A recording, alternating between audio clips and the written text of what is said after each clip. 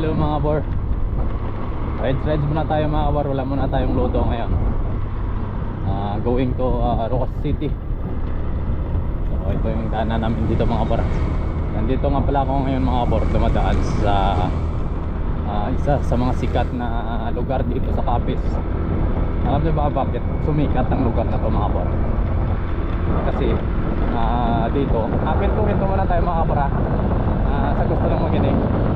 Kasi sa lugar na to mga bor ay kilala at sikat dito sa Capiz dahil sa ano ba yung sikat dito sa Capiz mga bor? Kilala ang Capiz sa ano mga bor?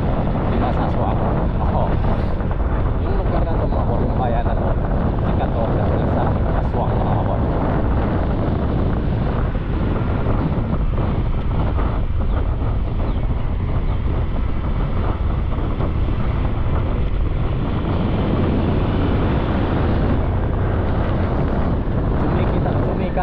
Sumikat itong bayan na ito mga bor dahil sa Aswang. Yung bayan na ito tinatawag na Panitan. Saan galing yung salitang panit mga bor? Panit o balat. Kasi nung araw kasi mga bor, sikat ang lugar na ito dahil sa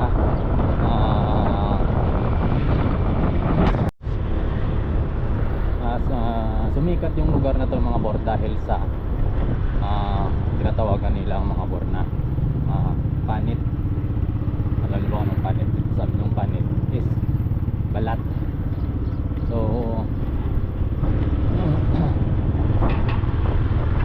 sumikat daw ang bayan na ito mga bor dahil nung unang panahon daw ano sila dito sa Aswang na yung mga tao daw ay pinapanitan o binabalatan nila mga bor. So dito dyan kinuha yung salitang panitan mga kabor. So alam niyo na anong kwento ng bayan na ito mga kabor. Panitan. So binabalatan yung mga tao dito mga kabor. Binabalatan at pinakain daw, niluluto. Yun yung mga istorya, yung mga sabi-sabi ng mga matatanda mga kabor kung bakit tinatawag itong bayan na ito ng panitan. Kasi panit means balat o binabalatan yung tao dito mga kabor, kaya tinatawag siyang panitan mga kabor. So yan ang kwentong kapapalagsan natin mga kabor. Marami talaga ang kwento sa kabor niya. Kapapalagang kwento yung may share ko sa inyo mga kabor kung bakit tinawag na panitan itong bayan na to at bakit sumikat ang bayan nito sa tinatawag nilang Aswang mga kabor. Pero ako hindi ko naniniwala sa Aswang kasi personally hindi pa naman ako nakikita ng Aswang mga kabor. Kumakain talaga ng tao mga kabor, kumapatay ng tao at saka kinakain talaga nila. So wala akong idea sa mga ganyan dito mga kabor. So yung narinig ko at sinishare ko sa inyo is about pinto lang naman mga kabor. It's about Aswang. So ito yung mga pinto mga kabor na lumalabas dito sa amin. Siguro iwan ko kung ano, kung pangtakot lang ba talaga sa mga bata o may katotohanan. Hindi natin alam yan mga bor.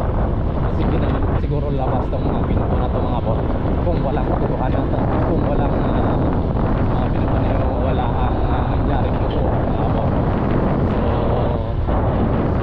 ayon sa mga sabi-sabi mga bor na yung paboritong pagkain daw ng mga aswang, pagkain sa pinhin, kinakain talaga nila ng tao. Kaya tinatawag nila aswang.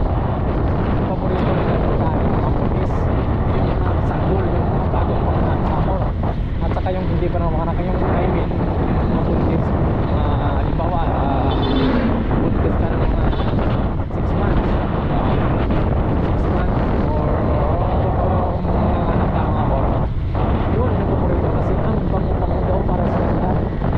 Magkano yung manggang hinog mga bor, sobrang bango. Yung matamis na mangga pabango, di ba?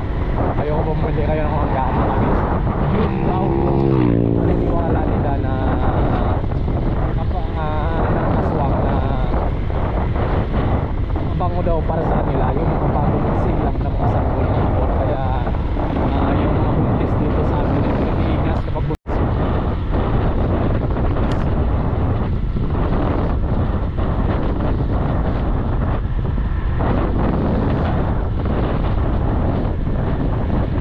Ganito ba naman kaganda yung ano mga bro?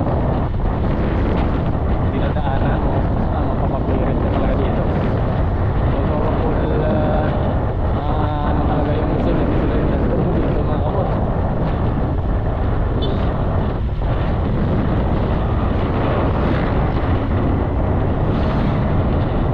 Ay, kasi yung tukoy.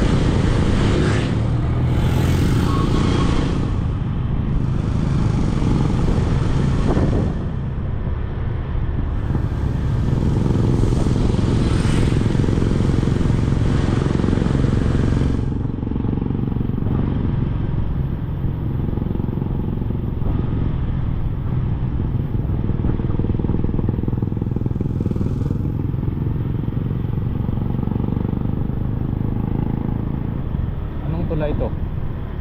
Oh, kung alam mo.